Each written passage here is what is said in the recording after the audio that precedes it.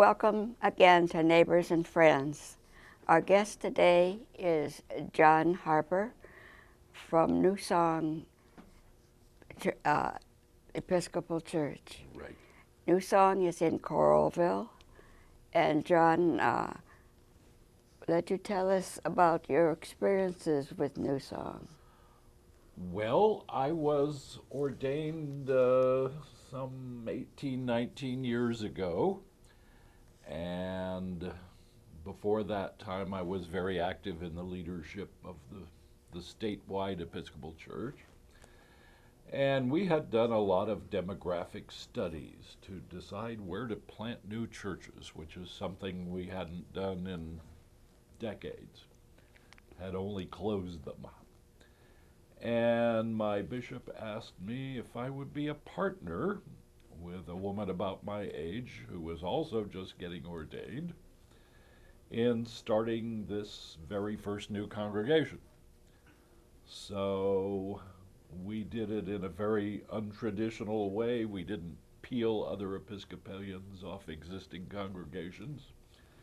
We just started making something like 42,000 phone calls. And one Sunday morning in a hotel ballroom, we started doing services back in 1994. And we have evolved into a wonderful group of people of all ages, colors, socioeconomic groups, sexual orientations, and along the way have bought our own church building. Mm. So it's been a very rewarding experience. I am semi-retired at this point, and we have 3 relatively new priests there. But I still serve there. I still preach regularly, as I did yesterday. So that's been a wonderful piece of the experience.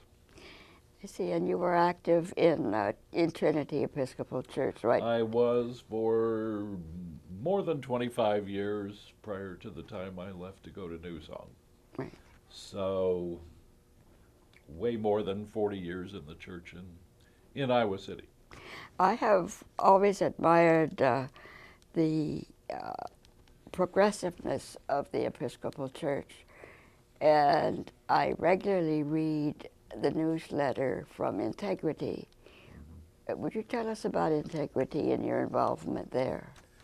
Well, Integrity is an independent LGBT organization of Episcopalians all over the country. And I suppose one of the most valuable things it does is attend and lobby and provide information at national conventions, which over the years has greatly influenced the policies of the church. But it also works in individual chapters. And back in 1991,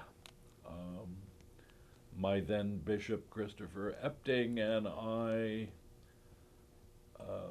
planned and executed the very first meeting of an Iowa chapter, which was in the bishop's office building, and he presided at a liturgy, and I became the first president of the chapter, which was thriving for a while, but a statewide chapter, as you can imagine, makes for a lot of difficulty in people's travels and attendance and so forth.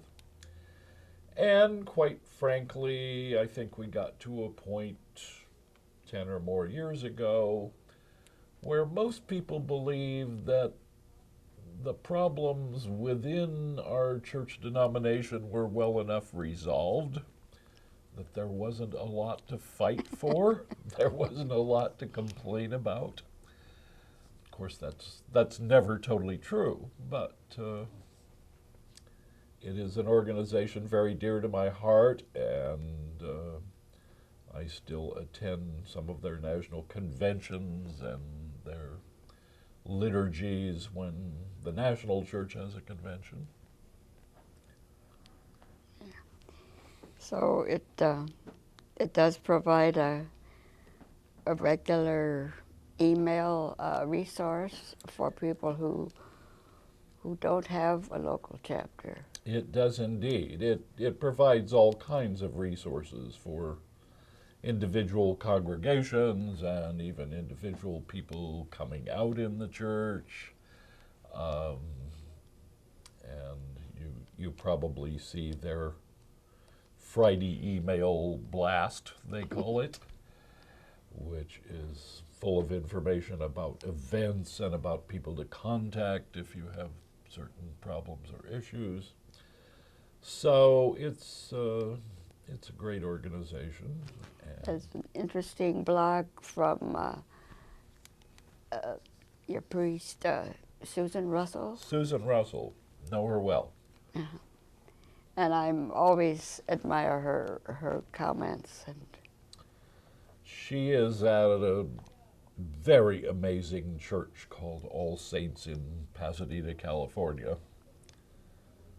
where I have gone to conferences and to worship services, and it is the most amazing place in terms of what it does for the poor and the marginalized and for people in trouble all over the Los Angeles area. so they closely follow the example of Jesus then. They do. I mean, for example, I went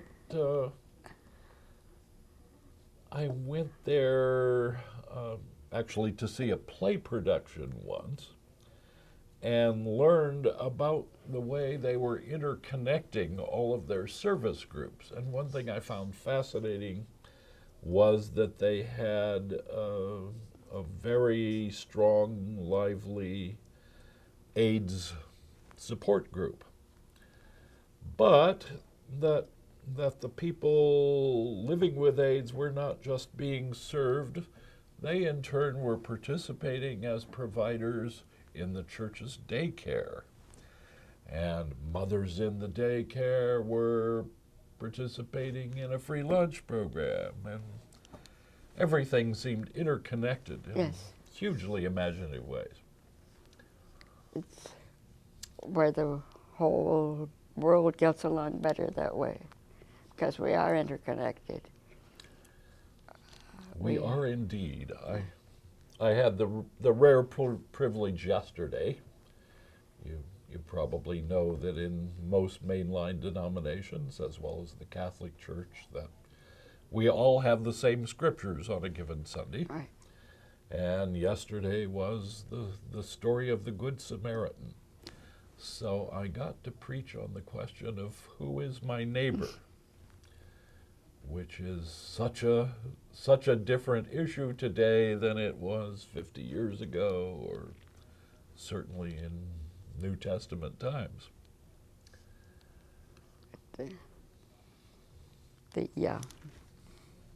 In the text from the scriptures, the priest couldn't stop because that would make him unclean before he went to the temple. Right. The priest and the Levite both had a problem with the law here, which says they would risk ritual defilement if they stopped to help, or certainly if they touched a dead man or came within 4 cubits of a dead man. Their lives would pretty much be ruined. But then there is the Samaritan, who has a whole lot more to lose than either one of them, who does absolutely extraordinary things. And of course, there was some huge piece of irony, I suppose, that I found myself preaching on the morning that everyone learned of the Zimmerman murder trial verdict. Mm-hmm.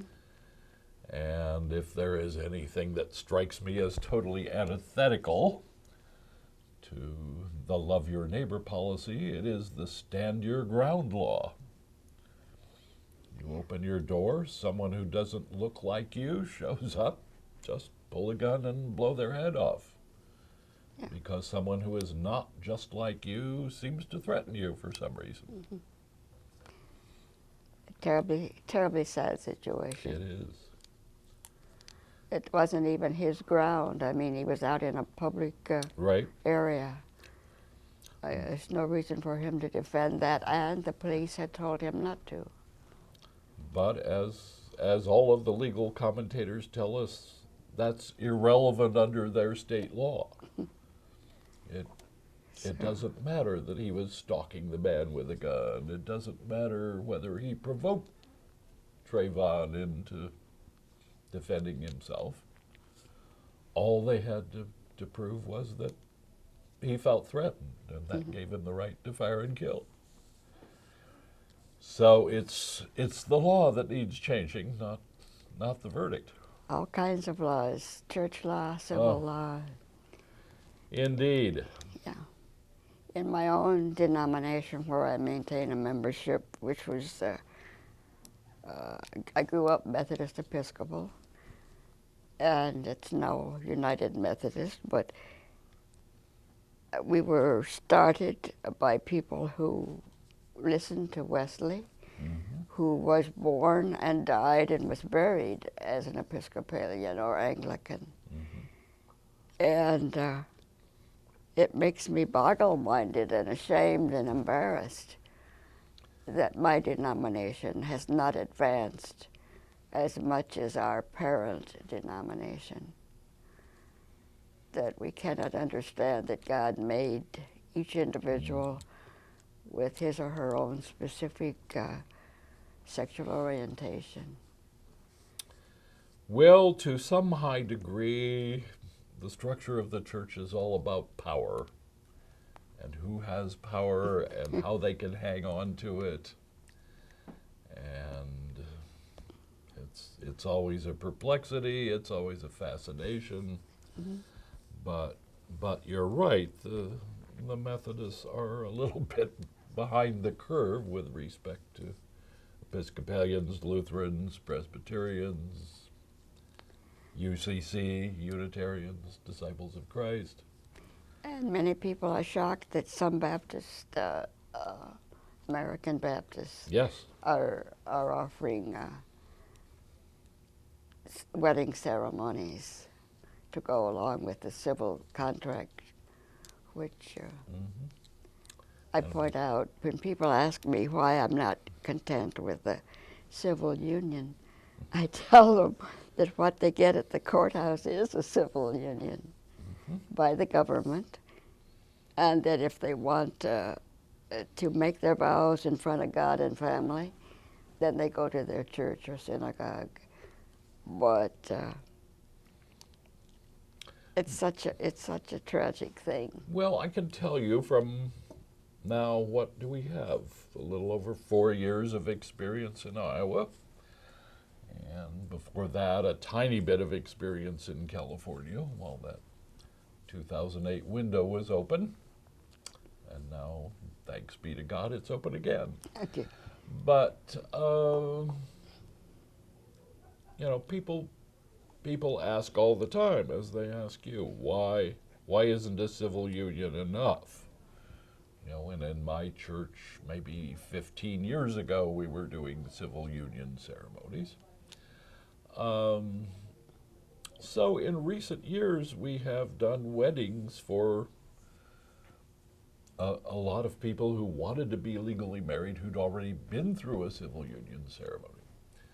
And one of the differences I can tell you for sure is the effect on the family members of that couple. Yes. I can tell you from lots of experience of couples who had civil union ceremonies. None of their parents, none of their siblings, none of their grandparents showed up.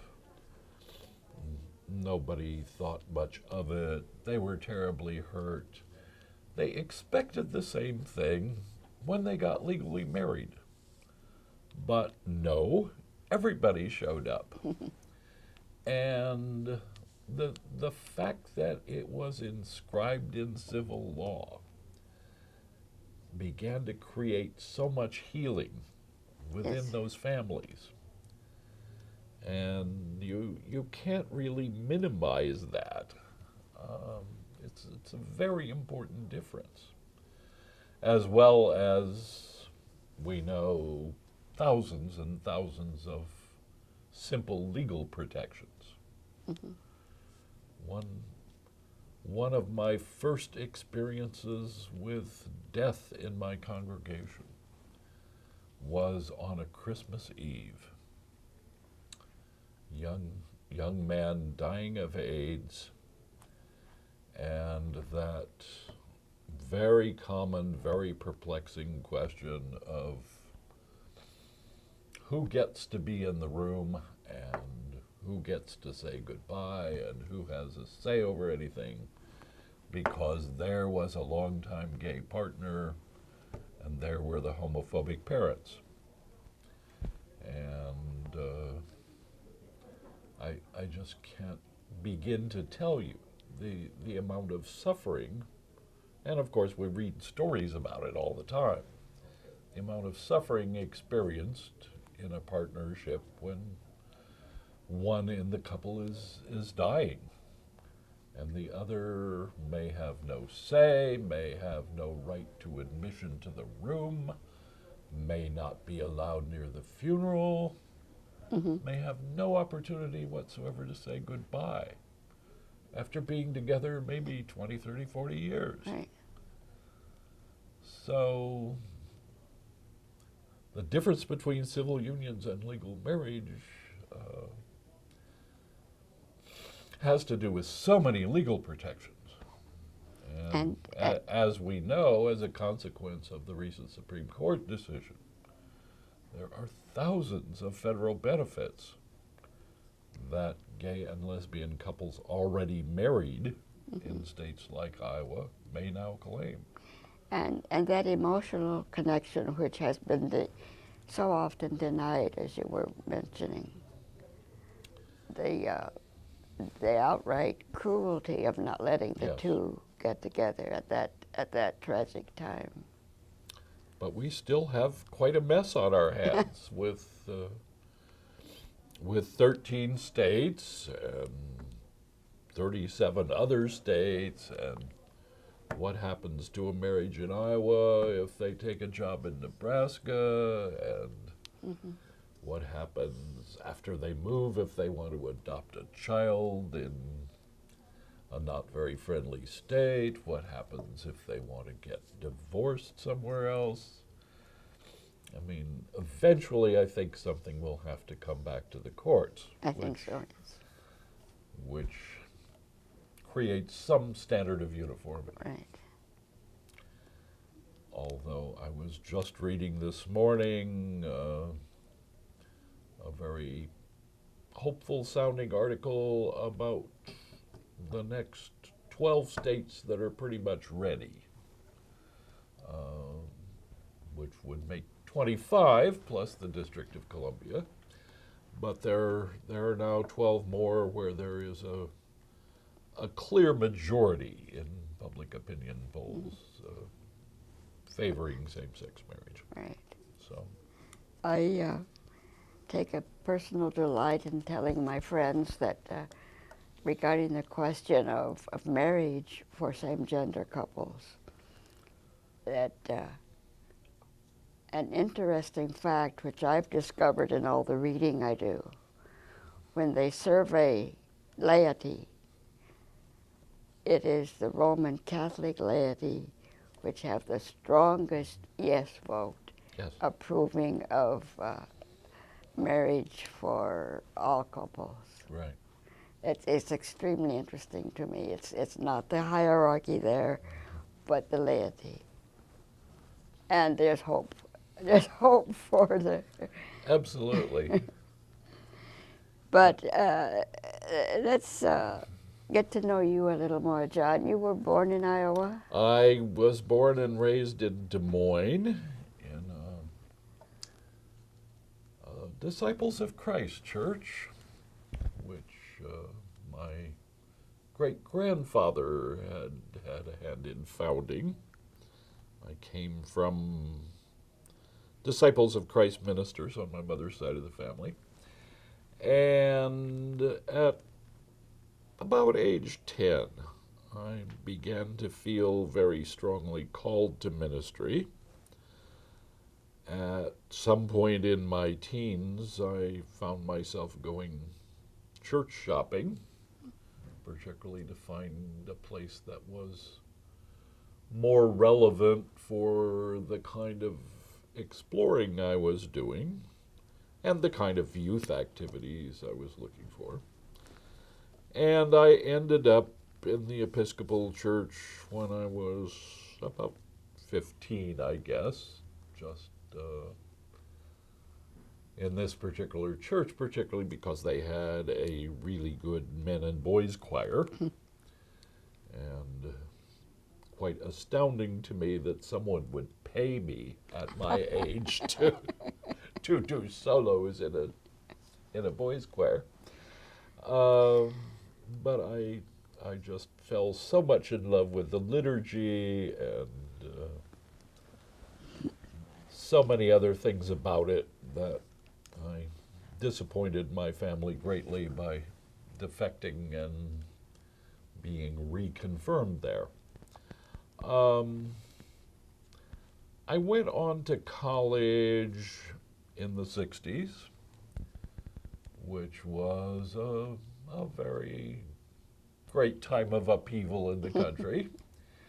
And I pretty quickly got disillusioned with church altogether. Church didn't seem to care much about civil rights questions. Pretty soon it was clear that it didn't care much about the morality of the Vietnam War.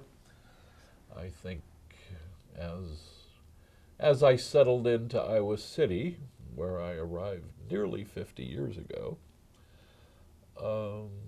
I became a little more radicalized politically, having come from a good conservative family. And the church seemed largely irrelevant. So I was not much around church from mid-60s to mid-80s probably. And it took a lot of pushing and shoving to bring me back. I think what I was feeling more than anything was a spiritual deficit in my life that made it feel too empty.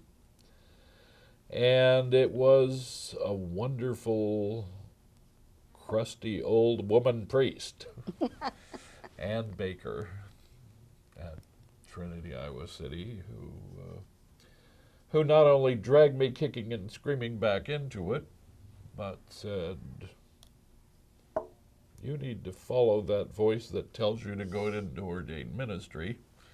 You get out on that road and put one foot in front of another, and don't you whine to me again until you find an obstacle." Well, it was, at that time, the case that nobody gay or lesbian had ever been ordained in the state of Iowa. So I became the test case. And everybody warned me that that would be a pretty scary road. But I, at the same time, had an absolutely wonderful bishop, same one who helped me start Integrity, who said, if you want to do this, if you want to put yourself through this, and I don't know why anybody would, I'll be right there by your side, helping you run interference. And he was indeed a man of his word. So that was a much easier path than we ever anticipated when I started down that road. Of course, it was true at that time, it's still true, that ordination ceremonies are, in a sense, like wedding ceremonies, and there is a piece where the officiant turns to the congregation and says, if anyone knows of any crime or impediment or reason why we should not proceed, please speak now. Well, you might think that only in movies is that something that happens, but But in fact, increasingly in ordinations, it does. Really? And when we were talking the other day, you were asking me about going to Gene Robinson's consecration ordination as a bishop in New Hampshire, which was a very great honor. But while that day was a hugely joyous, spirit-filled occasion, it was also just enormously painful, because at that point in the ceremony, people started lining up in front of a microphone, and even though the presiding bishop of the United States tried to limit it, the most awful, obscene things were said for about 45 minutes. Huh? Now, luckily, by the grace of God, there was silence in my own ceremony, but we talked at great length in advance of the ceremony about how we would handle it when and if that happened. But you know, it's kind of commonplace anymore. Well, I don't know what is so elusive about the statement, love your neighbor, which, of course, you might think, as you listen to some Christian leaders, that Christ's two great commandments were hate gay people and hate abortions. Because that's the litmus test these days of whether you're a good Christian or not. But in fact, the New Testament tells us two great commandments on which all of the law and the prophets hang are love God and love your neighbor. And neighbor is everybody. It's not just people who share your values. Okay. Well, on that, I think we'll have to thank you very much for being our guest today. My pleasure. John Harper, a priest, is it a deacon? A deacon. A deacon. Yes. And we know that you worked at this historic Trinity Episcopal Church in right downtown Iowa City, and also at the New Song in Coralville, which is a home converted into a church. Mm-hmm. And right there in a neighborhood where people live, to be among the people that God made and that want to serve God. Thank you so much, John. It's a pleasure always.